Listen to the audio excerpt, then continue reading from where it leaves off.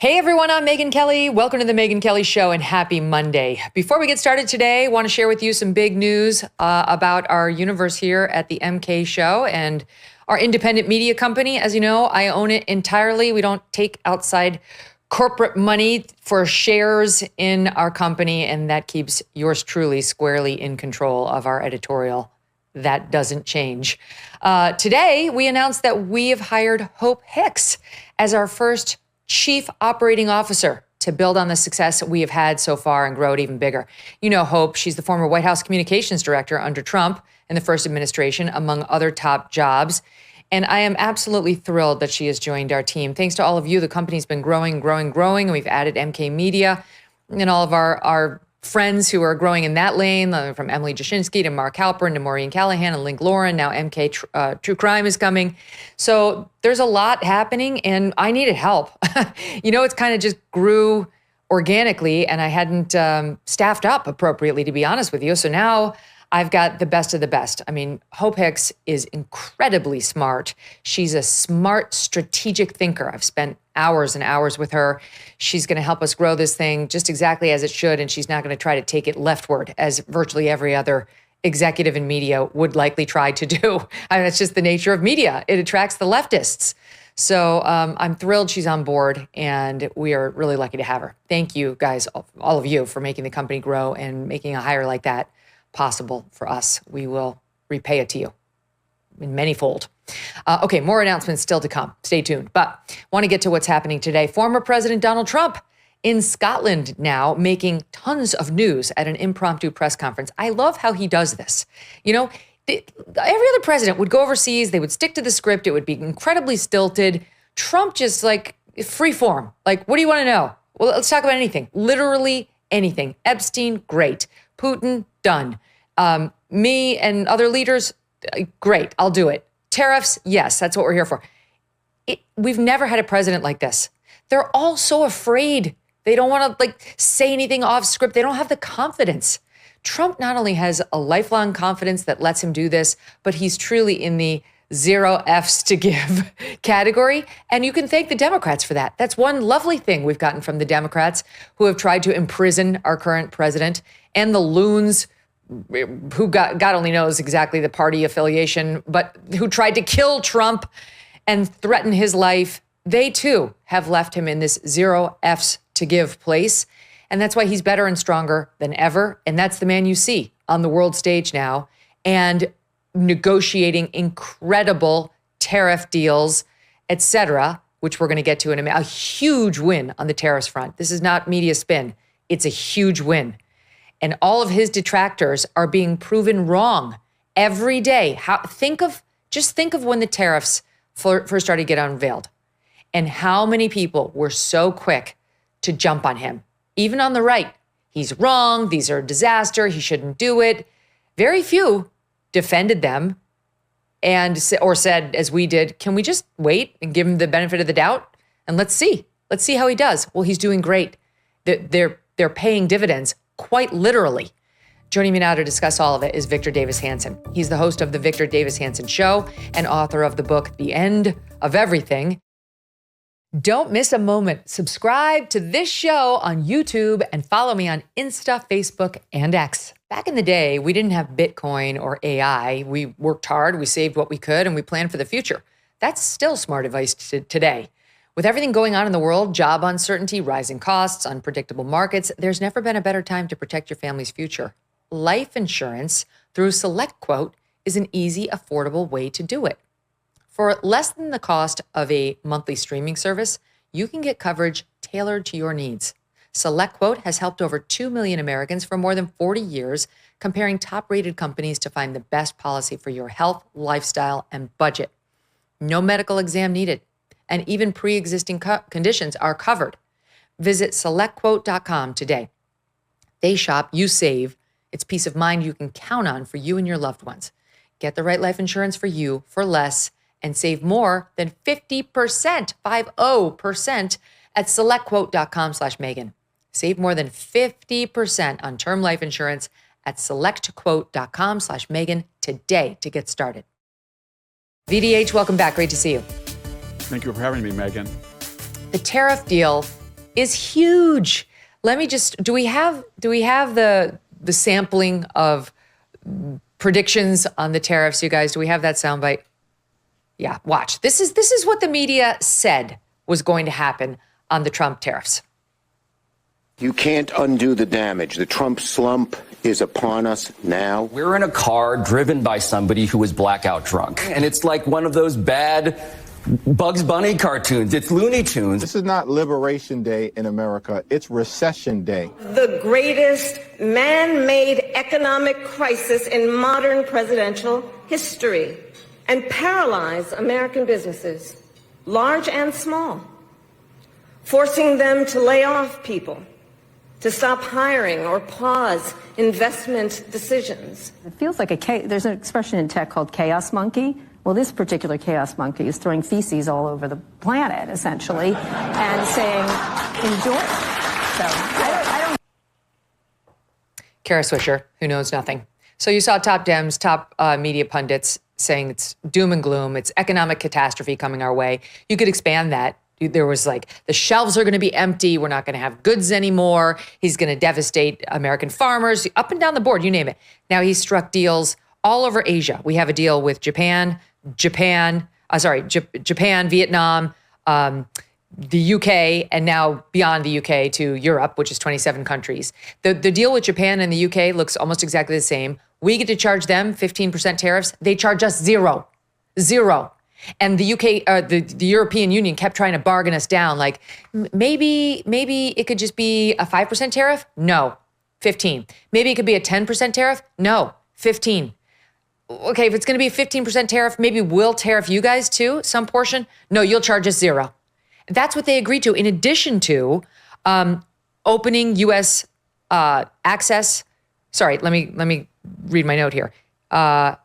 Investments in the American market by the Europeans, so he's getting them to invest their money here, and opening their markets to American companies in the way they hadn't been before. Trump was out there saying, let's face it, you guys weren't really open to us.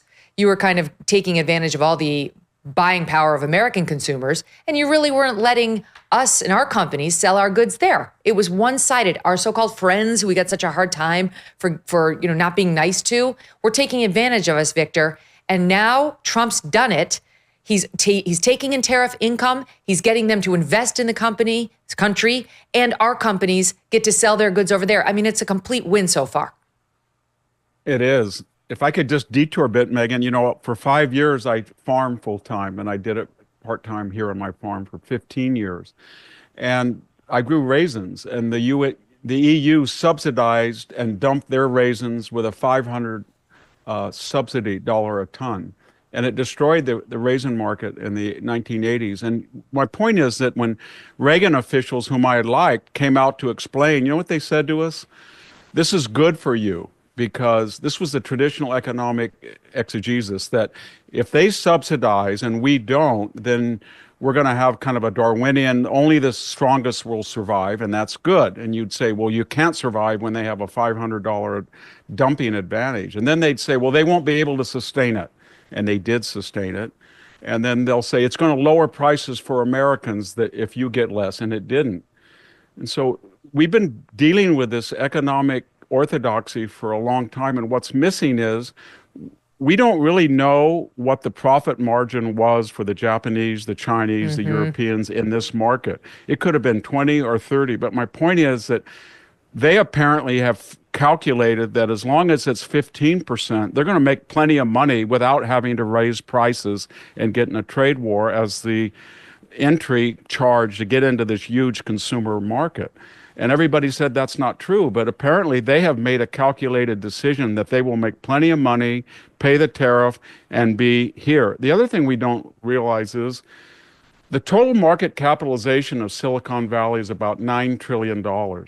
Doug Burgum the other day said there's $15 trillion in foreign investment on schedule to be invested in the United States in the next 2 years.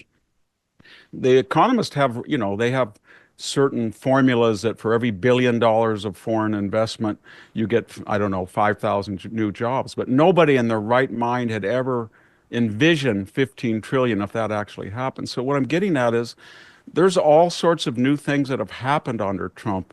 The Interior Department, our EPA, not having 2 years to wait for a permit, but 21 days, or getting rid of 1 million through self-deportation illegal aliens that I can tell you from living here at ground zero of illegal immigration. Many of them, or if not most, were on federal, state, local entitlements. So there's all sorts of things that nobody has calculated the actual effects of. They just go back to this old stale orthodoxy, doom and gloom, and then when it doesn't happen, they neither apologize nor they explain why they were so pessimistic. All those clips that you had, they never said, this is why we're going to have a recession. This is going to be this. They never do. They just parrot each other.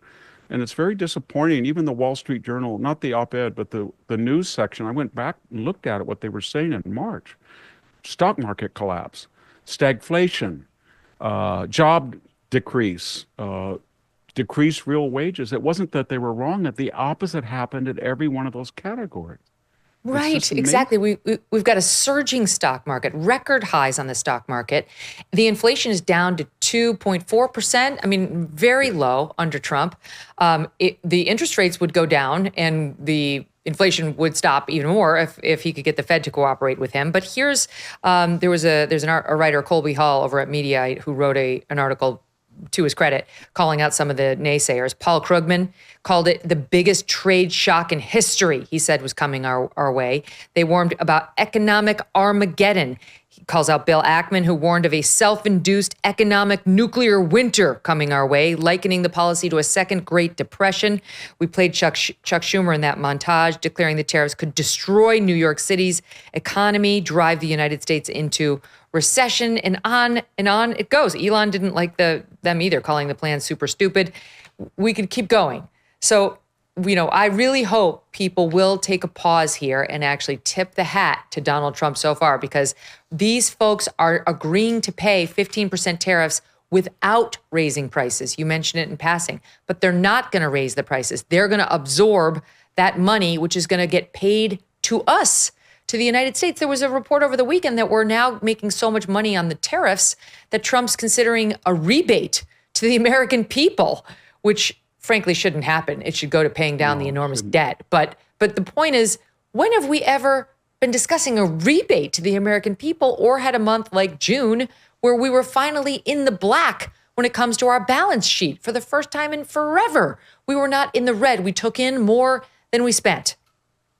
Yeah, I mean, Scott Besson, who's very conservative in his prognoses, has said that we might get $1/3 of $1 trillion in tariffs. That's unheard of. But he said it.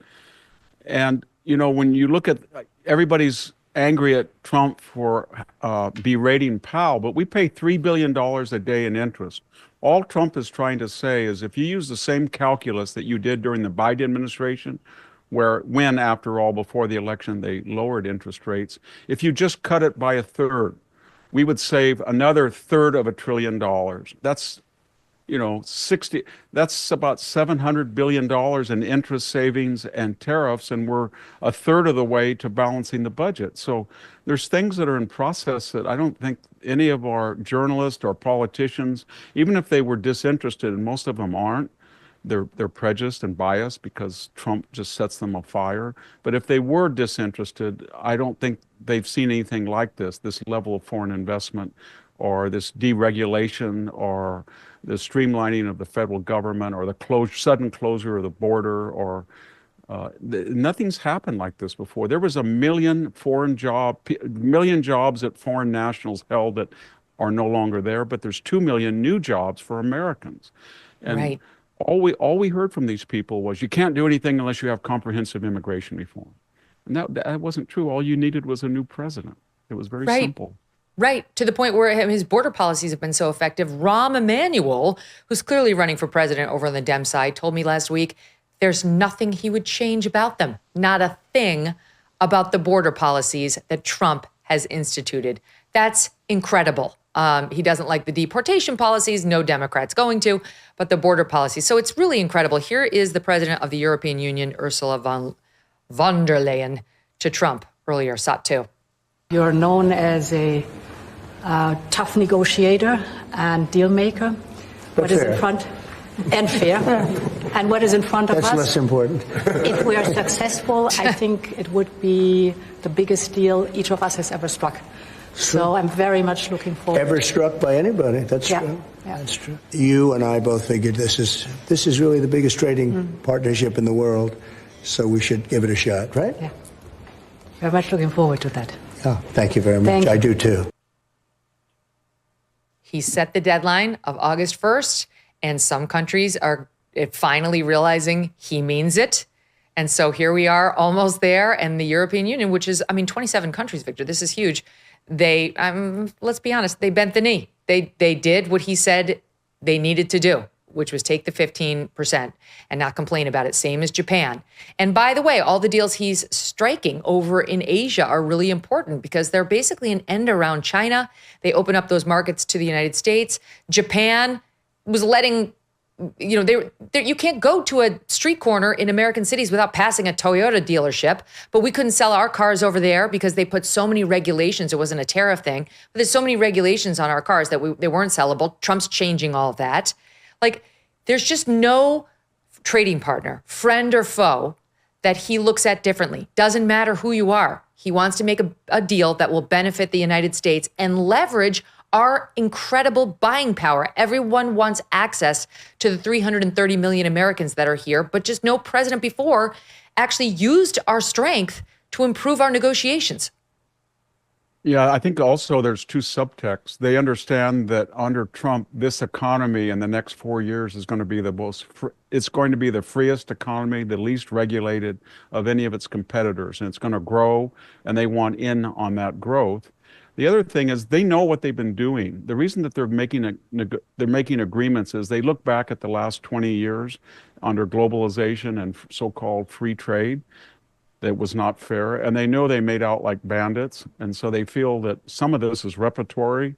And the other thing is, they also understand that for all the talk about the 5% at NATO or Japan's rearming, that for the recent history and for the present and for the near future, the United States really does subsidize their defense and has allowed their economies to be mercantile because they Japan and the EU were spending well under 2% of their defense budget the last 20 years, and we were subsidizing, and they know that. And Trump brings all that stuff up to them, and they realize they had a pretty good deal, and they can have a good deal, maybe not a great deal like they've had, but a good deal. And the alternative was not very palatable to them. Mm-hmm. So now you get the New York Times reacting to the news with the following headline. Trump and the EU have a blueprint for a giant trade deal. Is it good for Europe? Who gives a shit if it's good for Europe? That's a headline for France, for Germany. That is not a headline for the New York Times, Victor. I know it. It's almost every time he has something that works, everybody, I was just to show you an example, I was talking to a very well-known general not too long ago.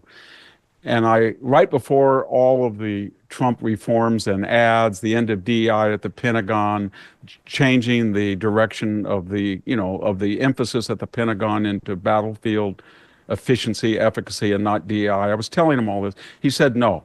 The reason that we're 55,000 recruits short is because of obesity. It's because of drugs. It's because of gangs. We're competing every other reason but the obvious one. And I said, I think it's going to work. And it did. It was almost magic like he did with the border. Suddenly there is no military recruitment shortfall. We were told that this was systemic and we'd have to live with it with a smaller military.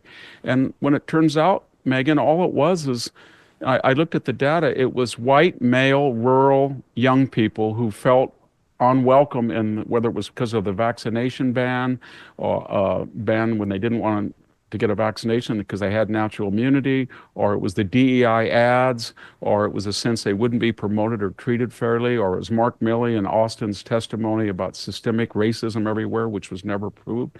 But that cohort started to join again.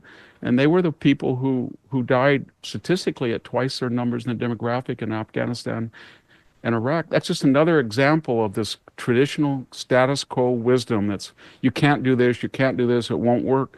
And yet when it works spectacularly, they don't even have the intellectual integrity to say, you know, we were wrong. It actually That's was right. a solution. That's exactly right. And we need to watch for that. I'm going to play a soundbite of one guy next. But on the New York Times front, I wanted to mention this too. So now Trump, he has this huge win with the European Union, and instead of saying he's won, they say, "Oh, but is it good for the EU?" Like as if they're writing, in Paris as opposed to in New York, which is in New York State, which is in the United States of America. But they did the same thing on the NATO deal that you just mentioned. When Trump got the NATO countries to agree to spend 5% of their GDP on military spending, their first reaction was, they're not really going to do it. They're not, that's not real. Meanwhile, the pledge has always been aspirational. Even the 2% that they had agreed to before was, we'll try. It was never like, we will, it's ironclad, we'll get kicked out immediately upon not doing it. It's always been aspirational. It's been an honor system over there.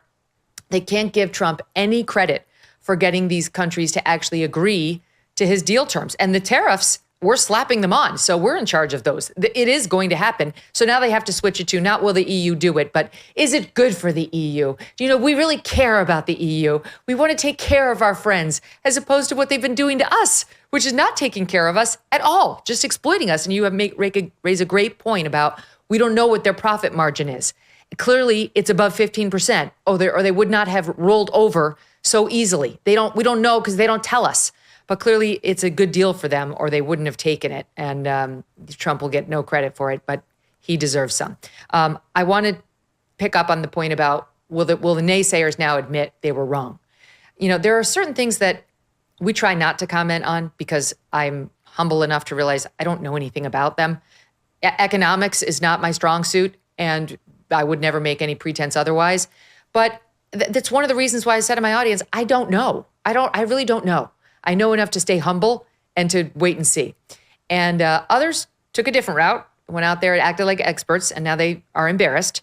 But to his credit, somebody like Bill Maher, who took a shot and not surprisingly predicted doom and gloom, has come back to say the following. Listen to this on SOP 4. I remember along with probably most people, were saying at the beginning, by the 4th of July, somebody had to think how the country the economy was going to be tanked by then. And I was kind of like, well, that seems right to me, but that didn't happen. Let's work first from the reality of that, not from I just hate Donald Trump. Because that's boring and doesn't get us anywhere and leads you to dishonesty. Because the truth is, I don't know what his strategy is. I would have thought, and I got to own it, that these tariffs were going to fucking sink this economy by this time, and they didn't. Now, what other leftist is going to say that, Victor? Very, very few. And when you mentioned NATO, remember when Donald Trump that was in 2017, he told the NATO ministers that they were making a big mistake with the Nord Stream pipeline 2, and they should end their reliance on Putin's natural, and they all laughed at him.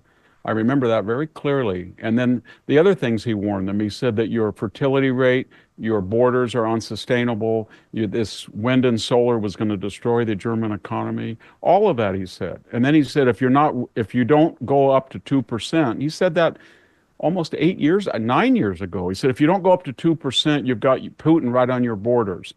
And looking back, is the best thing they ever did was when 23 of the 30 nations met that 2%, because when Putin did invade, they had spent another $100 billion on munitions, which they were able to supply Ukraine. But again, nobody said anything other than Donald Trump is going to ruin NATO.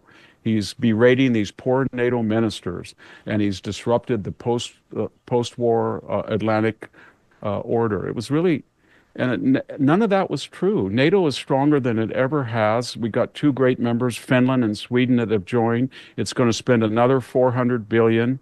There is no reliance with the Nord Stream pipeline anymore.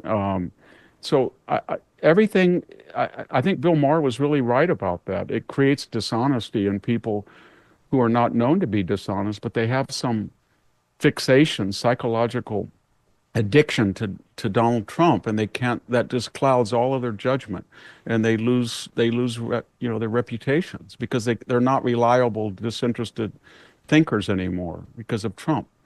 And exactly right. No, it's everybody, pathetic, but they've ruined so many wonderful to see reputations. them humiliated. I have to admit, like these are the kind of moments where you know who to trust, right? Go back, and anybody who predicted doom and gloom, A, understand they were very, very wrong, and B, see if they own it. See if they own it and say, I was wrong and I screwed up. My analysis was off. President Trump nailed it. I mean, it's quite a day for Trump. And I imagine we're going to get some more announcements before August 1st, which I think, is it Friday? Is August 1st Friday? Yeah, it's Friday, because that's when the deadline is for these deals to come through. Just one point on these Democrats, all of whom predicted everything was going to be terrible and we were all going to be bankrupt and so on. This is one of the reasons why they have the lowest approval rating ever, right? You saw this, the Wall Street Journal just came out with a poll, and it's just absolutely terrible. It's got literally their lowest rating in 35 years. That 63% of voters hold an unfavorable view of the Democratic Party, the highest share since journal polls dating back to 1990. 63%. A mere 8% of voters view the Democrats, quote, very favorably. 19% view the Republican Party very favorably, and 54% of voters see the GOP unfavorably. So that they're not doing great either, but the Democrats are far, far worse. Nearly 2/3 of the country disapprove of that party. And so now as a result, they're planning on holding town hall meetings across the country to make the case against Trump's agenda and his, quote, norm-breaking governing style, Victor. That's the problem, see, the norms. Well, the Quinnipiac was a liberal poll. They came out and said only 16% have a positive view of the Democratic Congress.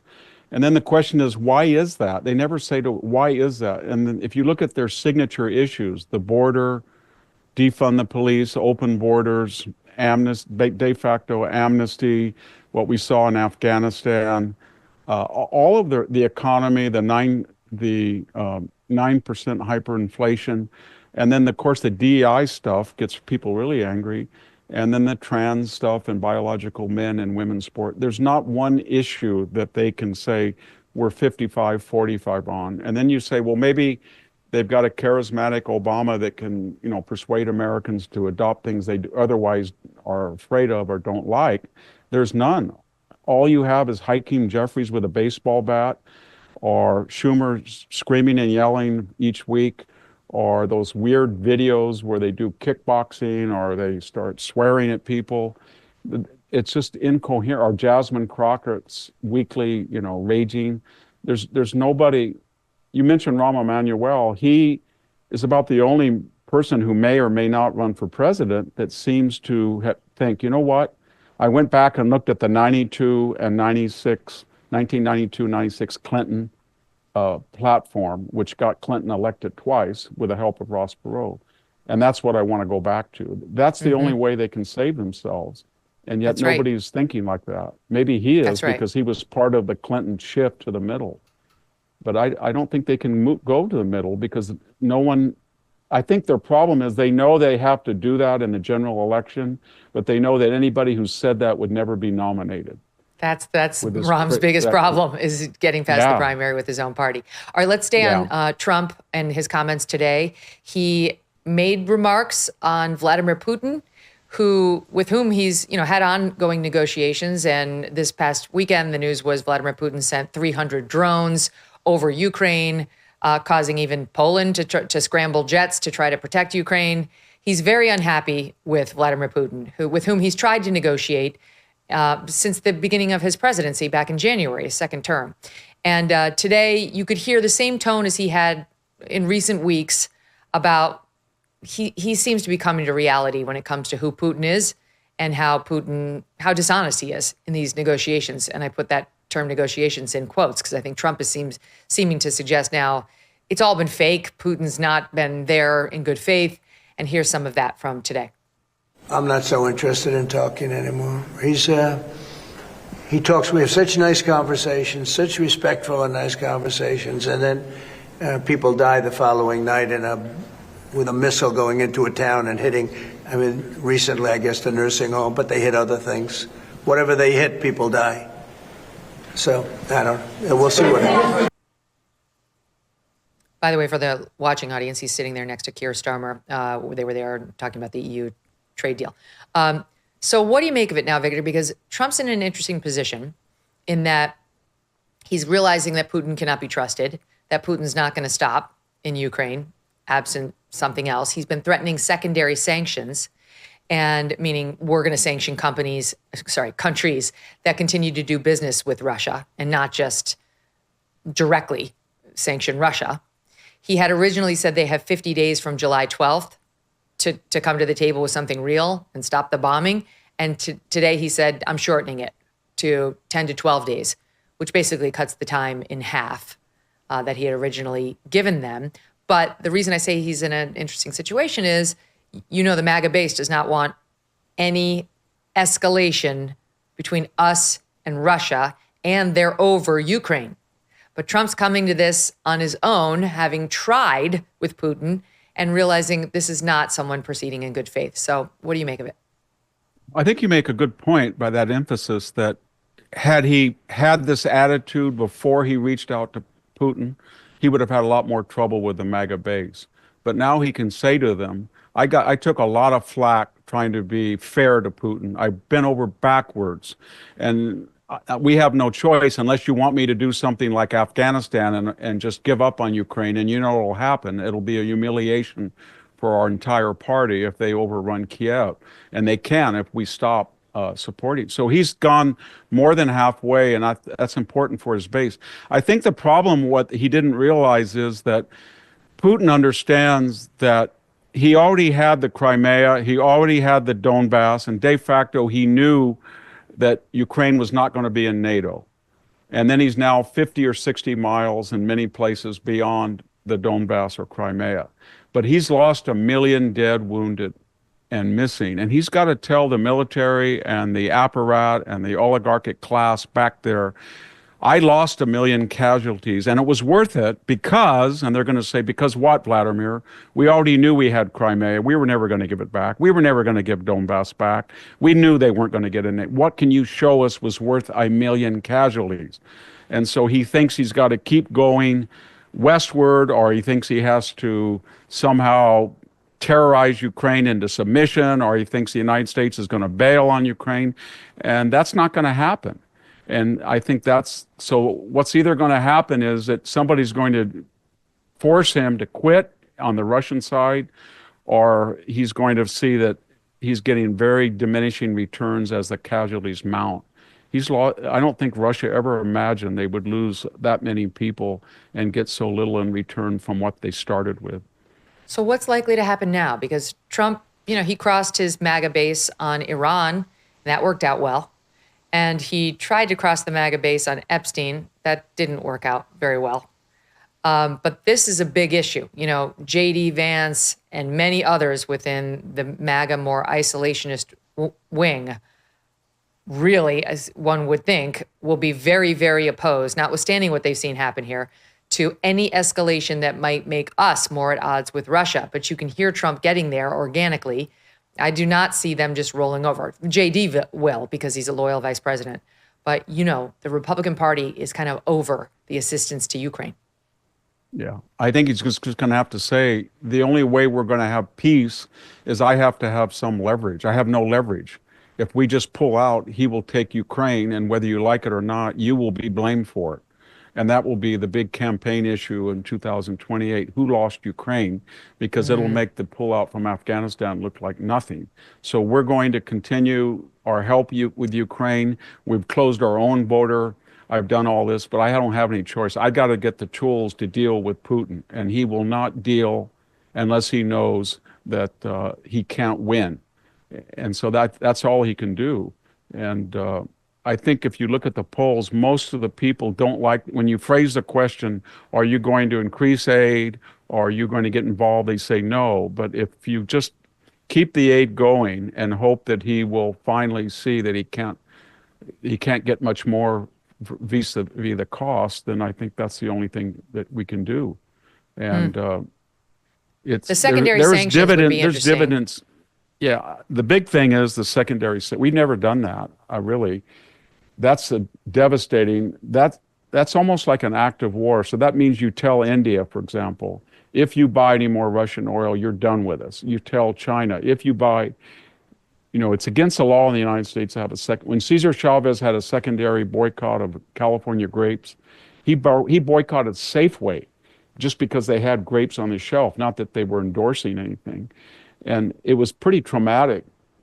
And it didn't really work. It got him a lot of bad publicity, but that's the next step. And I don't know if Trump wants to take that, because unlike all of the hysteria about a trade war, if you have a secondary boycott, that's a pretty radical step.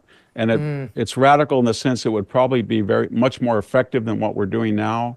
But the cost in economic disruption and problems with people or our allies and neutrals would increase as well. And he doesn't want to do anything that's going to mess with the U.S. economy at all. He does not want to do it. No. While he really is getting it fired back up again, you can see that. And it's thanks to a number of things, deregulation among them, but the tariffs, yes, that too. The inflation that was inflicted on the American people by Joe Biden continues to loom large. Yes, it's down to 2.9%, but they are still having a massive hangover from the Biden years. And you can see it, the data guru over at CNN, he was out there last week. He was talking about how much the Democrats hate their own party and how much America hates the Democrat Party. But then he followed up with a report on where independents are right now with Trump. And you'll watch this report. On the heels of this report, he pivots to explaining the thing they're really unhappy over is inflation, which even though it's down under Trump, they're still feeling it. So they blame the guy in charge. But here are the numbers with Trump and independents. And this is why secondary sanctions, in my view, he may not do. Not with the big countries that we trade with, because he doesn't want to do anything that's going to hurt our economy in any way. Here, watch. We are talking about independence, Mr. Berman. I will say this is the biggest warning sign, the biggest danger sign for President Trump in his second term so far. Why is that? Because it does not appear that there is a bottom to which Donald's support can't fall to. What are we talking about? Trump's net approval rating with independents. There was all this hubbub about Gallup that came out this past week. You see, back in January, it was -2 points. Now it's -35 points. But what's important here is Gallup is largely matching the average. Back in January, in the average, Trump's net approval rating with independents was -3. Look at where it's fallen to now, -29 points. That is a drop of over 25 points with the key part of the electorate. If you're not winning among independents, you're probably not winning overall. And when your net approval rating's -29 points, you're definitely not winning overall when you're that low with independents. It's just the size of the drop. It's staggering. It's huge. It is huge. He's taken a tumble there with independents. But again, the tail end of this goes into inflation, which seems to be what's upsetting them. It's very funny because if you look at the Wall Street Journal op-ed page, they warned us that tariffs would cause a trade war and hyperinflation. It didn't happen. But at the same time, they were urging a secondary boycott of anybody who bought oil from Ukraine. That is a tax. That is going to be that would be 10 times worse than any tariff if we did that. It would be so disruptive because these are really big countries like China and India. And if you just simply cut off all aid with China or all trade with China, all trade with India, it would be a disaster for the world economy, but that would spike inflation. But I don't understand why people who have argued, let's be moderate about tariffs, then suddenly go whole hog on something we've never even done before. We've had tariffs before, but we've never secondary boycotted huge countries like they're talking about. So I think it's a bad thing. A lot of it, I think, of the independents, Donald Trump's trademark is he's decisive, he's transparent, and he doesn't give a blank what people think. And the Epstein thing hurt him. I think everybody said it was going to hurt him with the base. It hurt him more, I think, with independents, because they said, well, he's just another politician. They said one thing and then they did the other. And the best thing that he could do is just say, we've had just say we've had mixed signals. We're just anything that comes across my desk that's about Epstein and is legal, I'm going to let it go. And you, the people, have to use your own intelligence to sort out who was an innocent bystander, who was collateral versus who was culpable. And I trust your judgment, and that's what I'm going to do. And because I think that's hurt him with a lot of people. Yeah, I was going to say, I don't know if you saw this over the weekend, but the Democrats attempted to take a shot at Trump on inflation over the weekend, and it was a disaster. They tweeted out this graph. This is and the graph read, Trump's America. U.S. grocery prices reached record highs, they say, in 2025. And yet they show in this graph, it goes from October of 2019, where it was low, low, low, low, low, all the way to like October 21. Here's the chart. And then it starts to spike. Under who's president again in October 2021? Higher in 2022, higher in 2023, higher in October 2024, which is where the chart ends, October 2024. I know it. And they had to delete it. It was so wrong. It was I mean, weird. it was right. It just wasn't about 2025. Keep going. They released it for 24 hours. And I think everybody looked at it. I know I did. And I thought, wow. And then I remember Janet Yellen saying, it was like a Janet Yellen statement that this is not going to cause any inflation at all when you were borrowing this up what eventually been $7 trillion. And Larry Summers warned them about it. Remember that? He said, this is the biggest mistake you could do. We're going to get hyper. He was actually very prescient on that. And I don't know why. The fact they did that either shows that nobody's in control of the DNC, or they have no other argument to offer except dissimulation, because anybody with a teenager would not have done that. I know. So crazy. Who doesn't actually look at the axes on the bar chart to see, wait a minute, that one expires while we're still literally at the time when Biden was about to lose. Well, Kamala Harris was about to lose as president. One thing you mentioned, I wanted to point out the Democrats and how unpopular they are. Back to that discussion. One of the things that Trump has done is to roll back some of these ridiculous green energy initiatives and just green energy pushes. My own personal problem is with the windmills that are going up and down our shorelines, absolutely ruining our shorelines. America has some of the most beautiful coastal lines in the world. These things have been getting put up with greater frequency. They're a complete eyesore. They kill sea life. They're killing off whales and dolphins, by the way. And they produce almost no energy. And they're full of toxins. We're going to do a full report for you guys on this soon. But they're full of toxins. And thanks to Trump, it's been stopped. He said no more approval, and we're pulling the approvals that the Biden administration was granting in rapid fire numbers, especially as his term expired. So yesterday, I'm down here at the Jersey Shore where they were about to get this scourge. They've already had some, but in even greater numbers, thanks to Joe Biden, who had green-lighted all of these windmill projects along the shore, and they were going to be building them close into shore. So, I mean, all the beautiful coastline views for everybody. It's not like a rich person thing. It's like working class, middle class, upper class, whatever. You're all going to be staring at, instead of sunsets, windmills that don't do anything other than toxify your water and kill your sea life. Trump stopped it. So I'm driving my car down here the other day, and I see a person, because they're very common down here, with a bumper sticker saying, "Stop the windmills." And then beneath that, she has a Harris Walz bumper sticker, Victor. I really wanted to yell at her, "They've been stopped, and you can thank President Trump, you know nothing." Yeah, and I feel the same way about these huge solar farms. California under Newsom is trying to do what Spain do, get a moment where they can say that at 11 in the morning or 2 in the afternoon, all the power consumed was from renewables, solar or wind. So when I drive the 3 hours over to work from my farm, you wouldn't believe these mega solar farms. They have some of the most fertile farmland in the world that was producing wheat and cotton and lettuce and tree fruit, and they've destroyed it all. And there's thousands of acres of these solar farms. I'm not just talking, a quarter mile, just for miles in California along the west side of the valley. And it's taken out some really valuable farmland. It's ugly.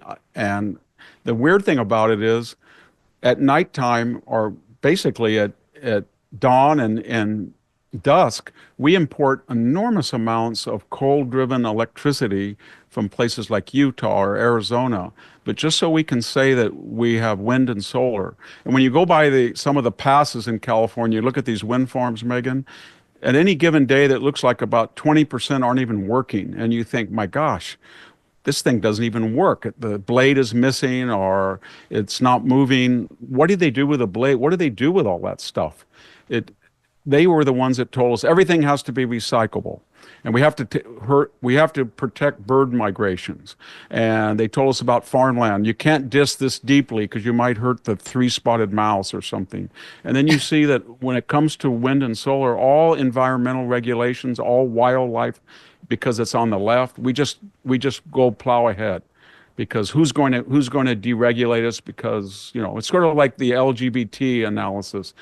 We can put, I should say, we can put biological males into women's sports and forget about operating on children when they're really young, or the effects of all these drugs and surgeries on people, or what it does to women who've tried so hard to get equity. And we're just going to throw it out the way because it's a left-wing issue, and therefore there's no criticism at all.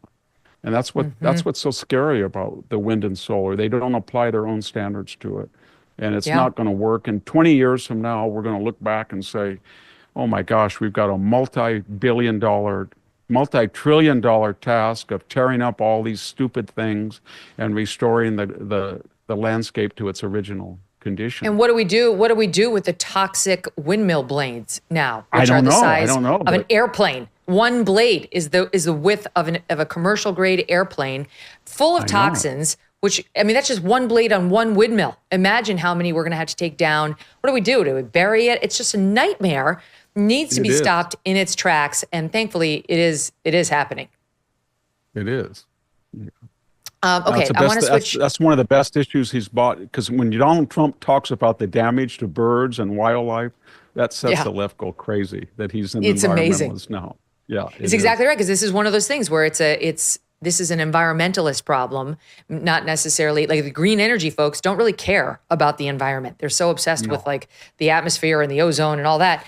They don't care how many birds get killed or whales get killed. They'll deny that it's even a problem. Remember, Trump mentioned it on Joe Rogan, and they tried to fact check him, and it was true. Michael Schellenberg did a whole documentary about this. Okay, I want to shift gears to something else in the news, which is very disturbing. There was a fight over the weekend in Cincinnati. And I want to state up front, we don't know how it got started. I have no idea. Obviously, some charged comments of some sort were made. Here's all we know. There was a music festival happening in downtown. Police say it's not connected, but there were a lot of people on foot. We don't know what sparked the fight, but witnesses told the Fox local affiliate that one of the groups made racial comments, and then the blows started. We don't know who made the racial comments, but I will submit for the record, irrespective of who made the racial comments, what happened next was completely out of hand. And oh, by the way, totally illegal, to the point where now you have the vice president of the United States commenting on it, the head of the civil rights division at DOJ commenting on it, and it's getting a lot of attention because what you see in the video for the listening audience is a white man and a white woman getting a beating by a group of black people. And we don't know, again, largely black assailants, what got it started, but it's absolutely awful to watch. Here's some of the video as a man in a white t-shirt gets chased to the street, shoved to the sidewalk by two others who punch him and kick him when he's down. And eventually they run in, they stomp on the man's head, his torso, and more. Here it is. Oh, yeah, sleep him, yup. Get him up out of here. Get him up.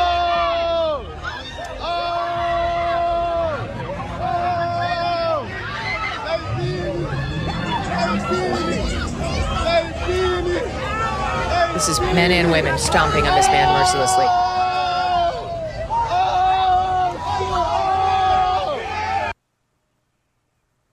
There's zero humanity there. I'm going to play the rest of the tape and talk about JD's comments in a minute, but initial thoughts on it, Victor? If you just changed the roles, and if that was a black elderly person or somebody over 50, and people were doing three things that you saw in that video. They were laughing about that person being clobbered. They were more than, it was outnumbered. They were hitting them. And the worst thing I thought about was women were going in there and stepping on people and kicking them in the head. And they hit a woman and knocked her out. And the other women, they came in. So it was a nightmare. And if the roles had been reversed, we would be talking in George Floyd terms or Yes, something it would like be a that. story on every newspaper in America, and today it isn't. Quick pause, back with VDH right after this. Stand by. The American dream has changed. Forget the white picket fence. For most Americans, the real dream's getting out of debt. If you are feeling the pressure from rising prices, mounting credit card debt, and just trying to stay afloat, I want you to know there could be a way out with Done with Debt. They have one goal: to break you free from debt permanently. They're not pushing loans or bankruptcy. Instead, their tough negotiators go straight to your creditors, slashing what you owe, wiping out interest, and eliminating penalties. And the best part? Most clients see more money in their pocket month one. You've worked too hard to let debt steal your future. With Done with Debt, your dream of being debt-free could actually be possible. Think about it. Visit donewithdebt.com. You can speak with one of their experts. It's completely free. They know you don't have a lot of extra cash to throw around. Some of their solutions, however, are time sensitive, so you don't want to wait. Get it out of the way. Take care of it now. September is kind of a renewal in some ways. Do it before then. Go to donewithdebt.com. That's donewithdebt.com.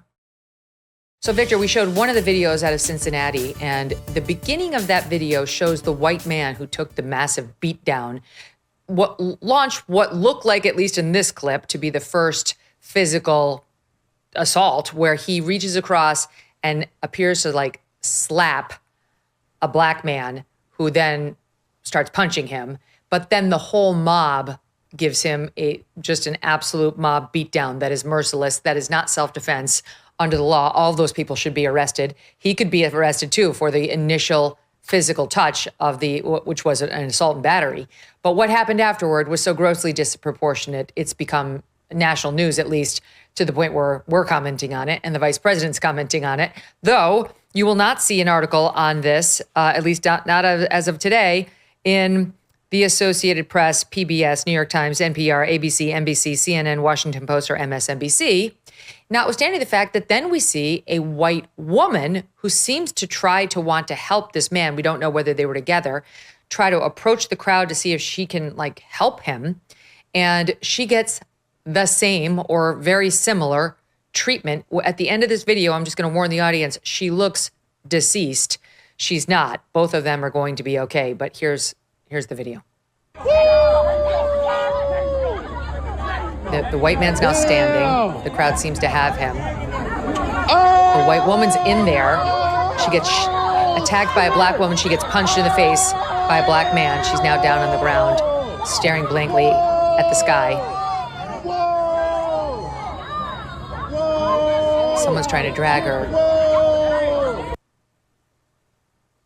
So that's what happened with her. Two people, at least, a black woman and a black man, beat her down. And that's what led to the Vice President J.D. Vance weighing in when asked about this incident while giving remarks earlier today. Here it is. I don't know the full context. I don't know how the fight started. But the one part that I saw that was really gruesome is you had a grown man who sucker punched a middle-aged woman. And where I come from, at least, when you have a grown man who sucker punches a middle-aged woman, that person ought to go to jail for a very long time. And frankly, he's lucky there weren't some better people around, because they would have handled it themselves. But if they're not going to handle it, the cops in Cincinnati, the law enforcement, you've got to prosecute people. We have got to make great American cities safe again for families and children. If you want to take your wife or your children out for a meal, you shouldn't be worried about street violence. And the only way to destroy that street violence is to take the thugs who engage in that violence and throw their asses in prison. How about that, Victor? Strong remarks from the vice president. Well, I think he's correct. Again, it was the reaction of the crowd that a lot of people were cheering that on. Women that didn't jumped in, that had nothing to do with it, thought they could get an opportunistic slug.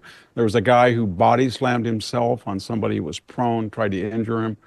So I'm sure it was a he said, he said about the original altercation. But at that point, people could have just backed off and let two people finish it off or try to come to an agreement. But the crowd went in, and it was the idea there was many against one, that they were bullying, that women were going and involving themselves and kicking.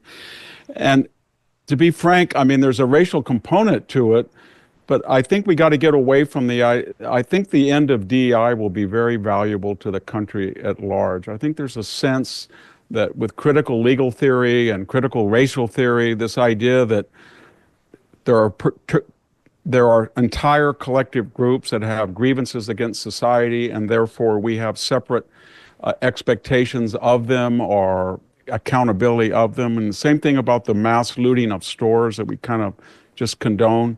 And, you know, when you read critical legal theory or critical racial theory, it goes like this, if I could condense it down, that the only reason that looting is against the law is because wealthy white males don't need to steal Snickers bars or loafers or sneakers, and therefore they made rules against it so other people in real need could not do that. That's basically what it is.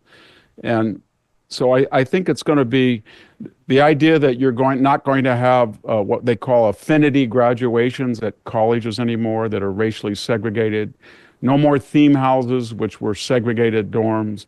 And I think we're going to have to integrate and assimilate in a way that we used to do with a melting pot. But this idea that particular groups feel that they can say things about something. So when you have, I just give you one example. When Mamdani says that he's going to target whiter neighborhoods and nobody, I mean, what does that mean? He's an Indian American and he's statistically from the most affluent ethnic group in the United States. And yet he says, and he also applied to be an African American applicant for college. But that's right. The whole thing is so distorted, and so race should be incidental, not essential to who we are. But once you say it's essential and that we make this binary, that everybody who is white, and it really started with Barack Obama when he changed affirmative action into diversity, equity, inclusion, because it basically said class doesn't matter anymore. You can be wealthy, you can be privileged, you can be Oprah, it doesn't matter. As long as you're not white, and particularly not white male, you're on the victimized, oppressed side of the ledger, and therefore you deserve repertory treatment or some consideration or situational ethics, and all the other people don't. And when you have the largest group of impoverished people, not statistically, but in numbers, so-called white people, and you realize the people in East Palestine, Ohio have nothing in common with Rachel Maddow or any other person, media talking, or Chuck Schumer or any of these elites, then it's, you know, it's kind of strange as to say white this, white that. Or when we had Lloyd Austin and Milley testifying about white privilege, white rage, white supremacy, they were going to investigate it. They released that a year and a half later. They found no systemic racism in the ranks, but they did discourage people from enlisting in the military, and then they denied that they did it. So if people feel that they're just individuals and whatever they do, they are responsible as an individual, I think we'll see less of this. And so they really need to just say on a case-by-case issue, did you stomp somebody? This is the statute. This is what we're going to indict you on, and we don't care. And a lot of the damage was also done in 2020. For 4 months, we had rioting, looting, $2 billion in damage, 35 people killed, you know, thousands of police officers injured. 1,500, yes. And then we had Kamala Harris said, this is going to go on, it should go on, it's going to go on all of the, we had Tim Walz's wife saying she opened the window and could smell the burning thing. The daughter was bragging that she was going to tip off about the National Guard deployment. It was just that set a stage that there were no consequences. And, you know, the left is very strange. When you went into the Capitol, you could walk into the Capitol illegally, but you could be completely peaceful. You could spend 2 years in jail for that. So they can Not one of these people is going to jail for 2 years. Not one of these people. It'll be a miracle if they arrest all of them. No, and they have to. If they don't go to jail, then basically we're sending a message that the color of your skin or your claims to victimhood then exempt you from the type of behavior and the consequences of that behavior that's expected of every other American. And the weird thing about Victor, it is, especially if it emerges that this man in any way uttered a racial slur, there is not evidence of that right now, to be clear. Nothing that is in reportable form. There's online speculation. But if it emerges, worst case scenario, trying to strong man the argument in the defense of this beating, you're really not going to see charges. You're going to see people equate, a racial slur with physical violence and try to say in some way this beatdown of this man alone was proportionate. And by the way, I guess would also potentially justify the beatdown of the woman who tried to save him. And it wasn't just those two. A third video has now emerged of a third person who happens to be white. This guy's a man, a different one than in the first video, who also got the shit kicked out of him for no apparent reason. Maybe we'll find out there was a verbal slur or something else, but here's that video. Sleeping again. Boom. He falls hard to the ground. I got that too. He's rolling. They're really enjoying his suffering. The woman kicks him while he's down. They're treating him like he's an animal. Worse. He has to use the car to get himself to his feet. He can barely move. By the way, the cops did release a statement via NBC's Cincinnati local. The conditions of these people are unknown, but the police president, the president of the police union, Ken Colbert, says he believes they were taken to the hospital with, quote, pretty serious injuries for treatment and will be, quote, recovering from this for a while. Go ahead. Yeah, well, he should be also telling us that they are close to arresting the people who did that. And again, a couple of things is, if the Democrats think that by ignoring this, or the media thinks they don't understand what they're doing, they're just fueling this anger that people feel that the law is applied differently on the basis of your ideology, your sexual orientation, your gender, or your race, and it's not applied, it's not applied across the board equally. And it's very ironic because the civil rights movement started to make sure there was equity under the law, and that the abuses that people felt during the Jim Crow period were gone forever. And that's what Martin Luther King said. It's the content of your character, not the color of your skin. And now we've gone through DEI and all of these other set-aside programs, special treat. We've created an entire mentality among some people that they're not going to be subject to the same consequences that other people are because they feel they have legitimate grievances. The problem is, when you demonize a group, and we have white males, and you say, at Stanford University, we're only going to let in 9% white males, and they've done that for 3 consecutive years until recently, then what you're doing is you're just creating the sense that you're not letting them in because they did something wrong. Or you need to have a separate graduation for this group, but we're not going to have a separate graduation for someone who would absurdly claim, I'm a European American, we need separate. And because it's not reciprocal, and because we're no longer a 90-10 binary, we're a truly multiracial society, it's not working. The number of victims who have claims against the victimizers are so great, and the victimizers supposed are too small for the amount of victims, because when you look at all the people who qualify, Victor, there's not enough. She's taking her kid around for college tours. It's like getting to be that time of year for rising seniors. And she said she's lost track of the number of land acknowledgements that they have been forced to do. Sometimes multiple land acknowledgements on one college tour. It's not enough to do like one when you kick it off, but like you got to do one at the Arts and Sciences Hall, then you got to do one at the Bio Hall, then you got to do it over at the PE facilities. It's ridiculous. I do want to say they've reported that they've identified, this is per Fox News, at least 4 suspects. They're still trying to identify at least 8 more. Again, they describe the injuries of the 2 people in particular as serious. I don't know about the third man. And then you get this. This is the thing that you're trying to say. It would be one thing. I mean, if this were a group of white people who kicked the shit out of 3 black people, the way we just saw, every newspaper in the country, every cable network would be showing the video and would be talking about white supremacy. But because the races are reversed, no one is even touching it. Now, if it comes out that someone uttered a racial slur, mark my words, then they will. Then CNN will get interested because they get to say the evil white man uttered the N-word or whatever. Again, I'm making this up. There's no evidence of that right now. And now that'll be a story that they're interested in also because then they can just say they covered it, right? But it's only going to be permissible to cover once they can blame effectively the white people who were the victims here.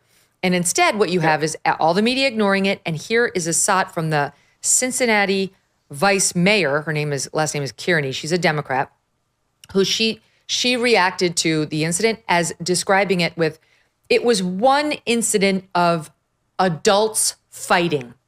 Adults fighting is what you get, Victor, when it's white people who get a group beat down by Black Americans.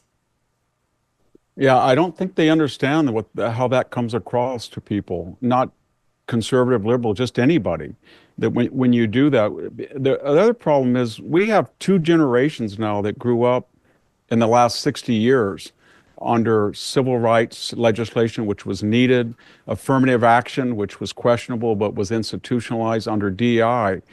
So if you're a young 18-year-old white male and you're applying to a university and you didn't understand why you were not going to get in no matter what your SAT because you were guilty of something, but they never grew up on the old system.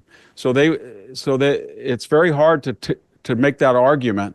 Well, yes, but your father or your grandfather in the South or did this or there was a housing and you're going to pay for it, and that doesn't work. At some point you just have to say we're going to treat people as individuals, and the problem why we don't is there's so many people invested. I can tell you, I've been in the university for over 50 years, and the number of people that I've watched careers predicated on their race or their gender or their sexual orientation and how they use that. It's just an enormous amount of special interest. And that's one of the reasons that that's one of the subtexts about the Donald Trump reform of the university, why they hate him so much, because that's the sacred cow. They violated the civil rights statutes openly and flagrantly. They violated the 2023 Supreme Court, and they thought that they were more moral and they were smarter than everybody, and they had a right to do that with their theme houses, graduations, safe spaces, race-based admissions, et cetera, et cetera. And when they got called on it, they're just outraged. And so that's right. But they don't understand. Willingly. Yeah, they don't understand public opinion, and it's not white black either. It's just I live in a 95% Hispanic community, and I can tell you that most people are sick of it. They just don't want to talk about racial preferences. And at the same time we were talking about by the way, I hear from our Black viewers on this show all the time. They're sick of this bullshit too. It's leftists who are pushing this on us. You saw that at almost the same time there was a white male that went into Walmart and started stabbing people, and a Black Marine, among other people, was one of the people who stopped him, pulled out a gun.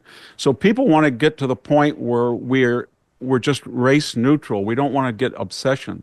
And the problem is there's so many in the media and academia and politics invested on that. It's going to be hard, but it won't stop until people say, you know what? I'm going to judge people by the content of and you can say anything you want about me. You can call me a race. It has no effect at all. And it's not going to stop until the media is the same in reporting on these incidents. Like, they 100%, again, if the races were reversed, they'd be all over this, and they'd be mentioning the race of the participants.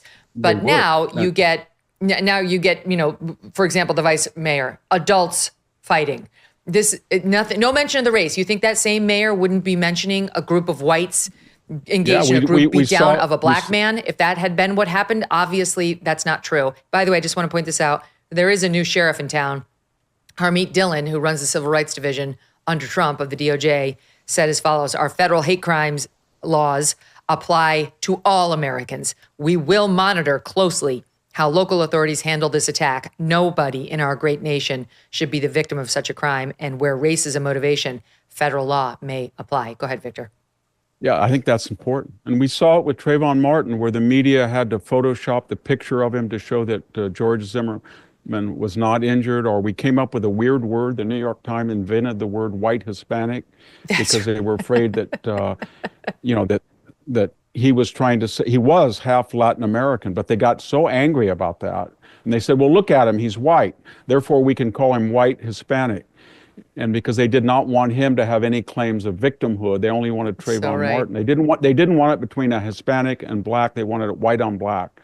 And so what they do is try to they try to emphasize and create and churn all of this racial tension. And the only thing I can say is that it won't also stop until people just tune them out and do not listen to them. And that's already happening with a lot of the legacy media. I'm thinking of Sage Steele now, former ESPN sports commentator and now independent and amazing. And she got in trouble with ESPN because she made a comment about Barack Obama.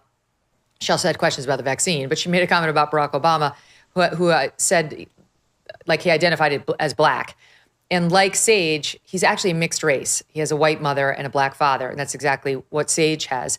And she was making her own honest reaction to that, which is like, okay, if that's how you identify, but to me, it feels wrong, and it kind of feels like I'm disrespecting my mom and that part of me and my mom's influence over me. Like, she wasn't really down with that way of him identifying. Well, that wasn't okay with ESPN. That was obvious, given the blowback she got. And you and I both know if she came out and was like, right on, if you're black at all, if you've got one black parent, you're black. And that's what he should be saying. And screw the people who go with mixed race, because that's just you trying to hedge and telegraph you've got white too. ESPN would have loved that. She would have gotten a promotion for that. But you can't say anything that is in any way critical of a minority racial group, especially blacks in America. That was what Barack Obama learned very quickly when he ran for office. Remember that in his memoir, he said he just sort of when he went to a campus, he wanted to only hang out with black people. He had to break up with his white girlfriend. And then he really threw his own grandmother, who had actually scrimped and saved to put him in prep school, when he said she was a typical white person who was unduly afraid of black males approaching her. So he didn't want to be known as a multiracial or non-racial person. He really wanted to emphasize only half of his own ancestry. And it was very sad, because when you actually looked at his grandmother and all of that, she was the one person in his life who made sure that he had access to a competitive education. And she was she worked herself way up in a bank through hard work, and yet you never got any appreciation of that. And to be called a typical white person was pretty bad. And the irony is, we're back to the 1/16th rule of the old antebellum South, where if you had just one touch of black ancestry, then you were considered black, and therefore you were discriminated and treated terribly. Now it's just the opposite. And I've asked a lot of university affirmative action officers, so you're letting in on the race, so tell me how you do it. And they won't tell you. And I said, well, you're using the 1/16th Confederate idea. Oh, that's sick of it. Why would you mention it? I said, well, then tell me the criteria that you're using, because everything has to have criteria. And they do have ratios like that. They really do, that allows someone to claim that they're of a minority. And you can see where it all leads. It leads to a continual Elizabeth Warren abuse of the system, phony credentials, phony personas, and it's got to stop. People just have to say, I've never had one of those full DNA profiles done. I'm going to do it because I too have high cheekbones, just like my mama, my pawpaw. And it's very possible I've got some Native American in me. And I also would like a landed acknowledgement when I walk into any college campus. I want it under my feet, wherever I stand. I insist on having it because, like Elizabeth Warren, I just have this feeling based on my high cheekbones that I am. So I'm going to start checking the box, or maybe I'll have my kids check the box. That'll really make people happy. I do want to spend a minute on that Walmart hero, because one of the things I always pray for is that my children will be strong and will also help and protect those who aren't. It's like one of the main things you hope for your children, right? That they'll develop their own strength. And I mean emotional, not just physical, but like emotional and mental strength, but that they'll also use those gifts to help people who aren't as fortunate in that lane. And this guy in the Walmart in Michigan did it.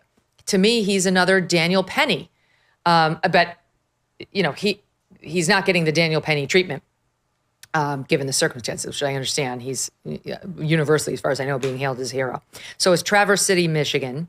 According to the sheriff's office, The attacker entered a store in the mall around 5 p.m. wielding a knife, ultimately injuring 11, 6 critically, 5 seriously. The attacker's a 42-year-old local homeless man. Enter Derrick Perry, not to be confused with Daniel Penny. The names are kind of similar. This is Derrick Perry. He ran toward the suspect while others fled. Here's Derrick on the screen for the listening audience. He does happen to be a black man. He ran toward the suspect while everyone else fled. I'd be fleeing too. I'd be terrified. He ran toward him. He's a Marine veteran. There you go.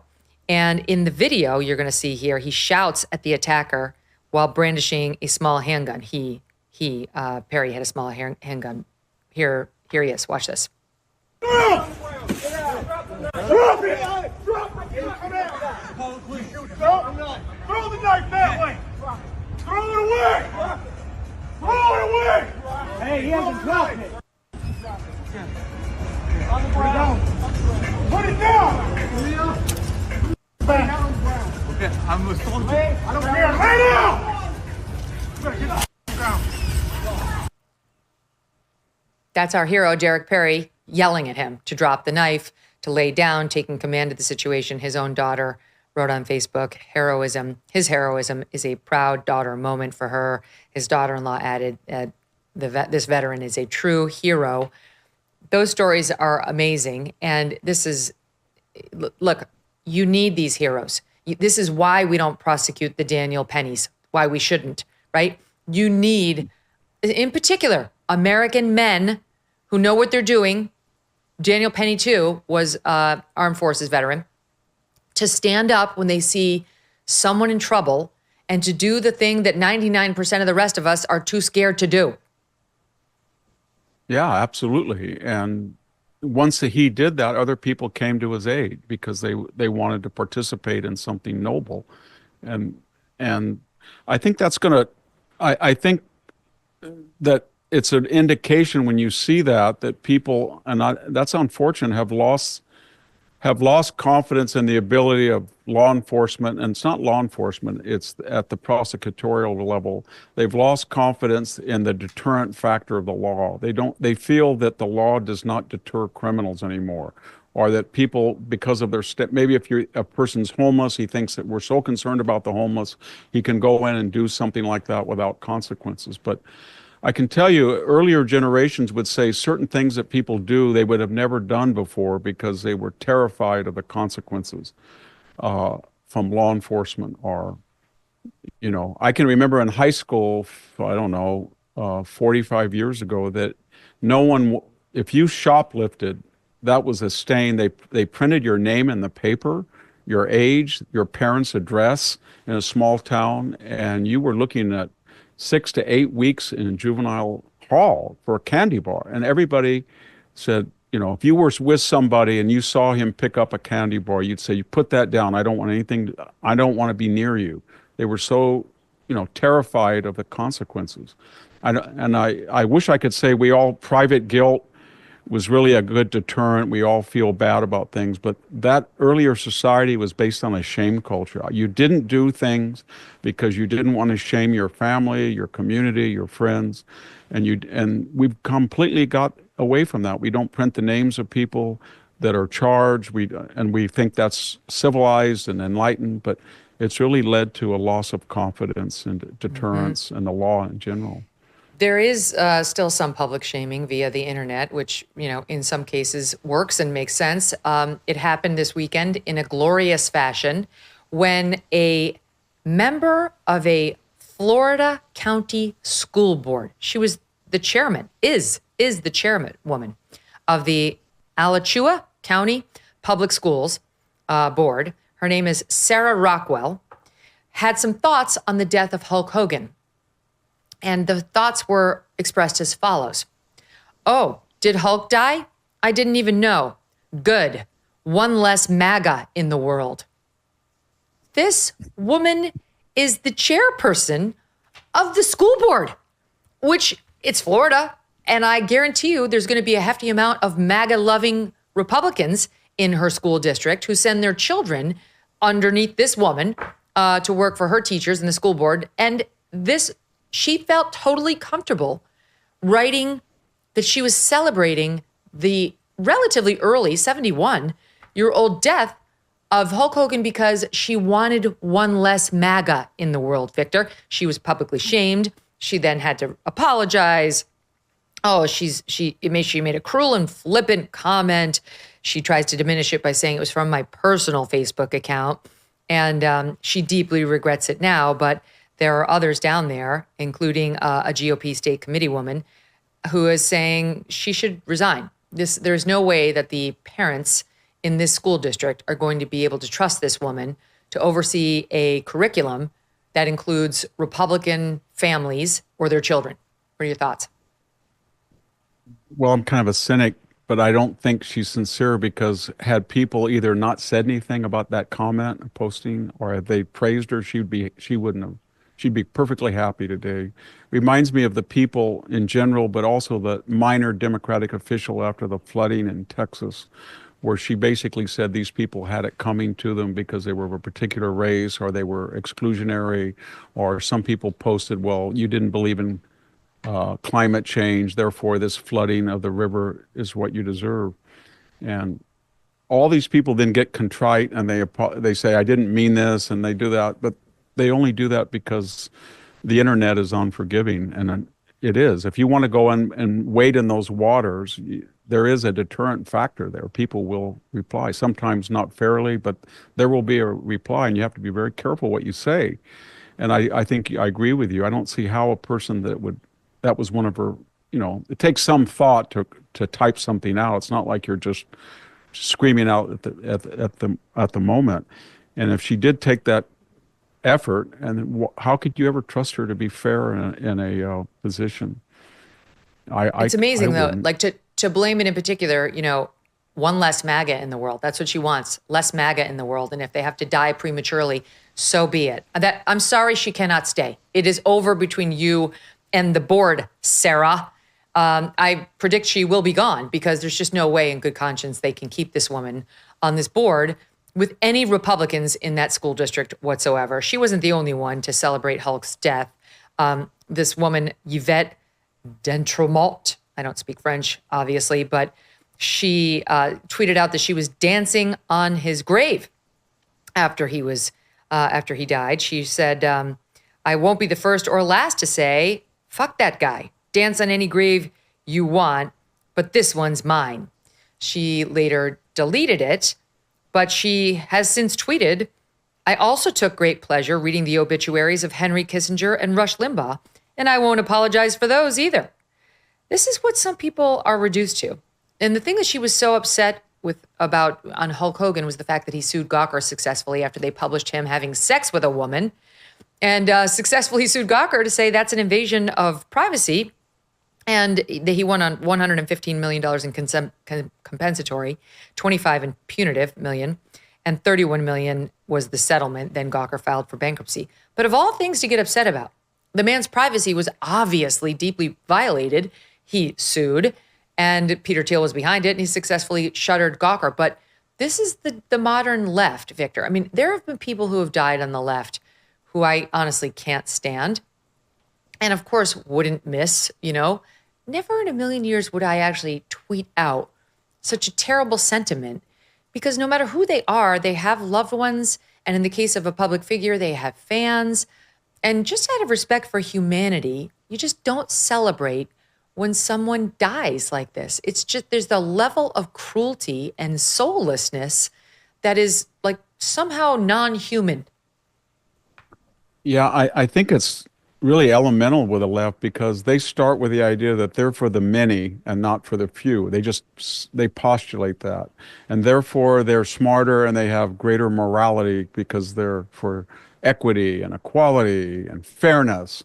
It doesn't matter whether they are or not, or whether they're hypocrites themselves, the way they conduct their own lives. But once you state that you are morally superior and you're intellectually superior, then almost any means are necessary or justified to get to that noble end. So they excuse what they say or how they act because they think they're morally superior. I mean, I was thinking the other day when I saw Schumer, I thought, wow, did he ever pay a price for going to the to the Supreme Court doors when it was in session in front of a very angry pro-abortion mob and say, Gorsuch, Kavanaugh, you sowed the wind. You're going to reap the whirlwind. You don't know what's going to hit you. And then, a few months later, we have people show up at the justice's house. We had a potential assassin. There was never really any outcry. There was never any DOJ investigation of that. But the pretense of all of that was that abortion is such a noble issue that I can say or do anything I want as a public official. But if anybody had done the opposite from the right, and gone in and said, Kagan, Sotomayor, there would have been outrage. And it's just a double standard, and it's kind of cosmic. That's why I think there was a recent poll that the Ivy League now only has about 20% of people have high regard for higher education. And I think people, when they're introduced to that idea, it's very smug, it's off-putting, it's sanctimonious, self-righteous, and that's part of the problem with the left and the Democratic Party now. They come across as sanctimonious, self-righteous scolds and hypocritical, and people just don't want to hear it anymore. Well, by the way, that woman I just told you about, Yvette, she was an adjunct professor of chemistry at Emmanuel College. I don't know what she's doing currently, but the other reason she sort of made a name for herself was she attacked Vani Hari, who's been on this show. Vani calls herself the food babe. She's got great products. She's been like at the apex of the push to get artificial food dyes out of our food, which has been working. RFKJ's doing it so much so that the New York Times' The Daily podcast this morning was devoted to it. And of course, typical to what we've been discussing on the New York Times, their bent was, well, in 2015, they tried taking some of the artificial food dyes out of some of the products, and the American people didn't like them. They didn't think that they were colorful enough. It's not a win. There's no moment to celebrate the fact that we're literally putting petroleum in our children's food, okay? It's unambiguously a win and a watershed moment for RFKJ to have done this. Vani Hari's behind it as well, but that's Yvette's other claim to fame. She decided that Vani Hari is, quote, full of shit and took a shot at her. So this is the same person who now thinks it's wonderful that Hulk Hogan died, and it really shows a soulless reaction to the death of someone who is very important and inspirational to millions of Americans. Stand by. We're going to talk to Victor next, believe it or not, about Sydney Sweeney and Jay Leno.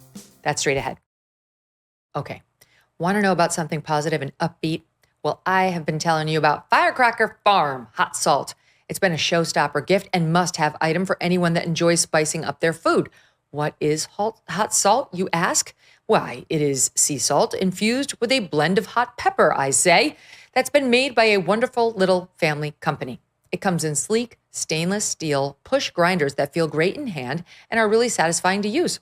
Their motto is, everything is better with hot salt. And based on the reviews, customers are in full agreement. So give it a try. Go to firecracker.farm right now and use the code MK at checkout for a special discount. Firecracker.farm, code MK, and get yourself some hot salt before it's all gone. You're going to thank me. A lot of people worry about the online platforms and which one to trust for your general online news source, right? They don't know. Most of them are left and you can't trust them. Some are right, but you don't want to be manipulated against righties who hate Trump, for example. And this is where Ground News comes in. This is an important app you need to know about right now. Unlike other platforms amplifying or suppressing certain narratives to shape your worldview, this is an independent platform pulling in perspectives from across the political spectrum to show you the truth mainstream media will not, with more context than you will find in virtually any other place. I see your comments. I know you're worried about immigration, the economy, simply finding the truth missing from your online feeds. Well, Ground News is here to help. Right now, you can get 40% off their Vantage plan. That's $5 a month when you go to groundnews.com/Megyn. That's GROUND news.com/Megyn. Ground News helps you think freely and hold the powerful accountable. So the left continues to cry into their soup about the cancellation of Stephen Colbert. We know all that. They continue to suggest that this is some sort of a free speech violation. This is the government making the left bow down to it because he didn't like Colbert. I really genuinely don't understand the theory. I really don't. I mean, if he wanted to get rid of late night hosts who hate him, why didn't he make them fire Kimmel at ABC when he settled that defamation suit he successfully brought against them for George Stephanopoulos' repeated comments on him allegedly being found liable for rape. Like if you have some legal leverage over somebody and you really want what you want, why wouldn't you have gotten rid of Kimmel, who's just as hateful as Colbert? Why wouldn't he be over at CBS insisting that Gayle King go if he just wanted to get rid of people who hate him? Or Scott Pelley, who's the main brand on 60 Minutes, or Margaret Brennan or Norah O'Donnell. Clearly, Trump is fine having antagonists all over the major media brands, including CBS. So I don't get that this is all Trump's fault. It's Stephen Colbert's fault. He had no ratings. He had 200 staffers. They earned $100 million, but only netted 40. His show was so bloated and expensive. So they netted 60. So they were losing $40 million a year on that show, which had 200 staffers. Again, the Kelly File, any given time between 9 and 12 staffers, and made $100 million a year. That's how you keep your job in television. The way he did it is how you lose it. It's very simple math. Try to keep up, folks at home. Jay Leno was asked to weigh in, who did this same job that all these others are doing not too long ago. I was on with Jay Leno when I was a newly mother to my third child. So it was 2013. It was December of 2013. I remember that because it was Christmas when I went on the show, just round, and I had to bring my baby with me because he was a newborn. Anyway, that's not that long ago, 2013. He understood what the rules were back then, and he weighed in on the Colbert situation. Here it is. Funny is funny. People either, it's funny when someone who's not, who you make fun of their side and they laugh at it, I just find getting out, I don't think anybody wants to hear a lecture. Why shoot for just half an audience all the time? Why not try to get the whole, I like to bring people into the big picture. I don't understand why you would alienate one particular group, or just don't do it at all. I'm not saying you have to throw your support or whatever, but just do what's funny. Just speaking there to the head of the Ronald Reagan Foundation. Just do what's funny and don't alienate half your audience, Victor. Sounds so simple, doesn't it? Yeah, I remember when people got on Michael Jordan and they said, why aren't you more political? Why don't you reflect? It was during the Obama era. And he said, because Republicans, about half my audience are Republicans, or my consumers that buy my shoes. Why would I want to offend them? When Tucker was let go by Fox, unlike Colbert, he was a big moneymaker and he had a big audience. Mm-hmm. And I don't remember, that was during the Biden administration, I don't remember anybody getting all angry and saying, it was pressure after January 6th, or he said something about Ukraine, and you people, it's your fault that you put pressure on the Murdoch family to get rid of Tucker. They just said, what? We were angry at the Murdoch family and Fox. Yes, we weren't mad at the government. We weren't organizing protests in the streets. I thought, everybody just thought, wow, this is a money-making show. He's a very skilled host, and why would they get rid of him? But nobody said it was, the Biden administration was responsible. The left did it. I never thought that the left did it. I thought it was just some decision that the corporate management, I think Tucker basically said the same thing. He didn't really contest it. He just said, I work for them. They have the right to do whatever they want. They're the corporate people. If they want to do that and pay me the rest of my salary, that's fine. And it was kind of a traumatic thing to happen, given he was at the pinnacle of his career. But I don't think anybody, same thing when others at Fox had left, I don't think anybody said this administration did this to them. And it's very adolescent that Colbert thinks that he has a right to make $20 million a year and lose the network $40 million, as if they're his parents and he's a teenager and he demands that they give him this and this and that. And then he's going on there and trying to deliberately offend his paymaster so that they terminate him earlier than their year window so he can be a tragic hero or something. But it's really adolescent. He's like a teenager. He really is a little kid that's throwing a fit. They really should let him go, because here's the problem. First of all, it is universally understood that when you fire somebody, they should be brought out the door that day. You don't keep around people who you have fired. They're just not generally happy campers, and it's not a good office environment, and it's not really a smart move as an employer. So they're keeping him around for the next 9 months as a fired employee. And every night he's going out there and railing on them. And really the CBS brass now looks completely weak and feckless and like they have no balls because they're just allowing themselves to be beaten up and insulted and called names every night while they platform this guy. It's ridiculous. And truly, I don't think this can go on much longer. If this is the only shtick Colbert's got left in the bag, it will be cut short.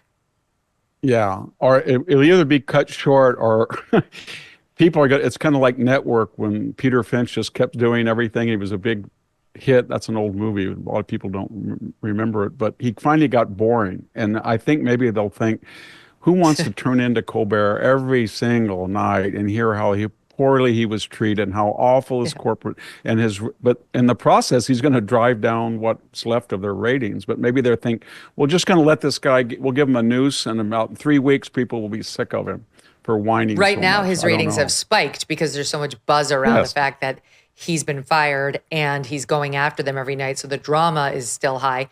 By the way, Gutfeld is still crushing him. It's amazing.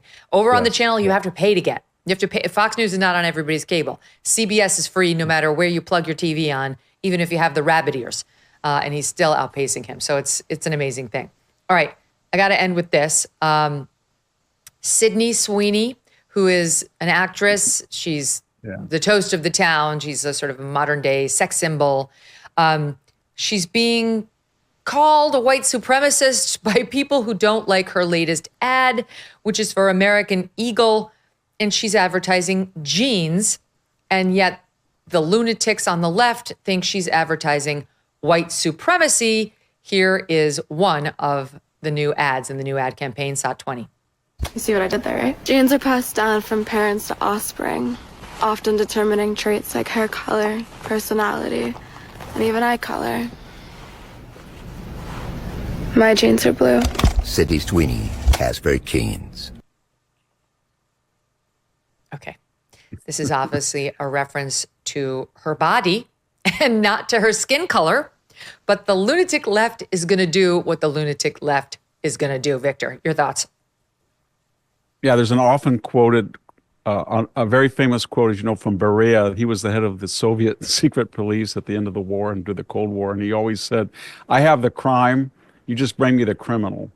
And so what do you, or excuse me, I have the criminal in mind, you just, well, we'll just think up a crime. So they have this idea that there's racism everywhere, and we're just looking for a person that we can plug into the pre-existing crime, whether they did anything or not.